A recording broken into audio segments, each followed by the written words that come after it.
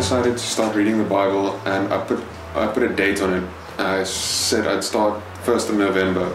The goal was to, in a month, get as far as to Job, but at the same time partake in a media fast, because I'm very prone to be on social media, Facebook, WhatsApp, or being in contact with friends, and I saw it as a distraction.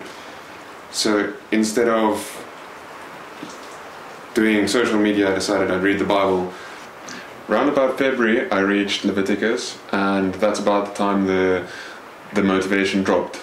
And when the church launched the Bible study, the Bible reading plan, I got motivated again because I wouldn't be the only one anymore.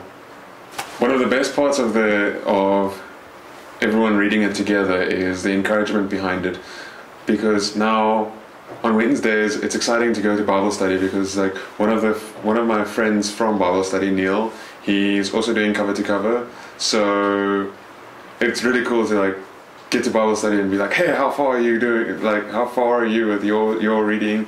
And then he shares a bit which he finds interesting, and I share a bit what I find interesting, and it's fun because it's cool because you sort of indirectly you spurring each other on. I find it really challenging on weekends to keep reading because your routine changes. You're not so much, during the week you have your routine, you wake up, you do certain things certain ways, and weekends it breaks, and then you don't need to do as much as you do during the week. So finding the time to read the Bible over the weekend is generally harder. The things that I find interesting is smaller guys in the Bible that don't really get mentioned as much, or they don't really get taught upon.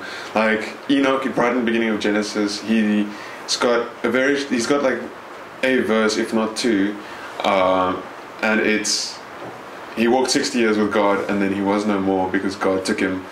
And there's no elaboration, it's just that. Then in Judges you get Shagmar, which killed 600 people with a ox goad, and he only gets one verse. It's why. Then another guy I find particularly interesting, especially him, is Balaam, the guy whose donkey talks to him. And first of all, it's just a talking donkey. Most people would freak out, but it's almost as if it was normal to him. There's so many fascinating people in the Bible, so the best way to find them is to read it yourself. And the best part of the Bible probably is that there's nobody that's perfect. They all had their problems, and they all had their different places of temptation, and I mean they're in a pretty important book, so that is pretty cool.